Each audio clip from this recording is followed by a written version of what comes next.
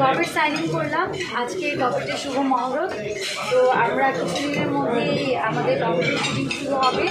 আর government আমি যখন signing করেছিলাম তখন আমার কাছে নামটা খুব ইন্টারেস্টিং লেগেছে, প্লাস এটার যে গল্পটা আছে গল্পটা আমার কাছে খুবই ভালো লেগেছে।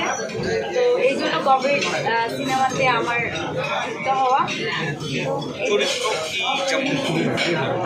এই ছবিতে আমার চরিত্র, আমি একটা সিআইডি অফিসার থাকি একজন। তো তার মধ্যে অনেক কিছু হয়ে যায়। সামনে আমার আরও 4টা ছবি রিলিজের অপেক্ষায়।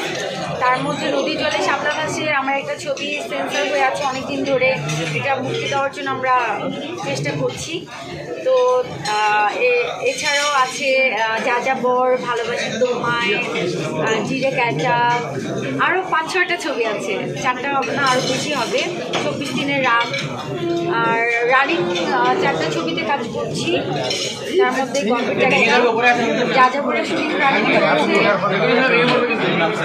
আরও অনেকগুলো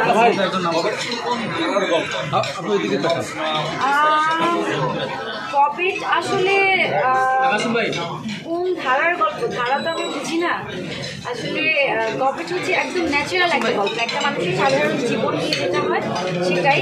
কিন্তু গল্পেতে যেটা হয় আর কি, মানে হ্যাঁ, আর রোমান্স খুব একটা নেই। আবার না বললেও ভুল হবে, আছে রোমান্স গল্প। কিন্তু এখানে একটা মানুষের ট্যালেন্টটা তুলে ধরা যায়, যে আমরা যে বলি মানুষকে গবেট আসলে মানুষ তো প্রত্যেকটা মানুষের মধ্যে কিছু না কিছু ট্যালেন্ট থাকে। তো এখানে যাকে আমরা গবেট বলি সে আসলে অনেক বুদ্ধিমান, কিন্তু তাকে গবেট বলে আমরা তার ট্যালেন্টটাকে মাটি চাপা দিতে চাই। আমরা যখনই দেখি কোনো মানুষের একটু মেধা থাকে, তার মেধাকে আমরা ধ্বংস করার জন্য তাকে আমরা গবেট বানিয়ে দিই।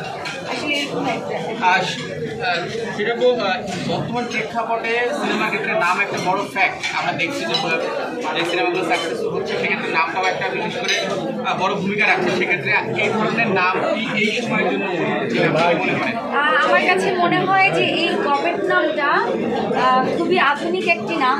আমরা কিন্তু গবেট এখন খুবই চলার পথে সবসময় গবেট বলি। তো গবেট নামটা খুবই আধুনিক একটা নাম, আর এটা এই নামের পিছনে অনেক কিছু লুকানো থাকে। তো এই নামের পিছনে অনেক স্টোরি আছে। আমার কাছে মনে হয় যে গবেট নামটা এখন একদম বর্তমান প্রেক্ষাপটের সাথে।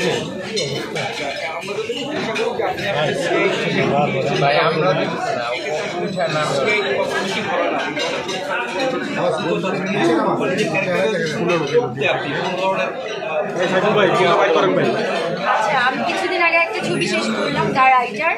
ওখানে আমি পুলিশ অফিসার ছিলাম। আপনারা সবাই জানেন পুলিশ অফিসার চরিত্র করার সময় একটা অনাকাঙ্ক্ষিত ঘটনা আমার সাথে ঘটে গেছে। ওই ছবিটা করার পরে আমার কিছু আইডিয়া হয়েছে পুলিশ সম্পর্কে। তো তার পাশাপাশি আমি যেহেতু এটাতে সিআইডি ক্যারেক্টার করছি, আমার মনে হয় মোটামুটি আমি এটাকে ক্যারেক্টার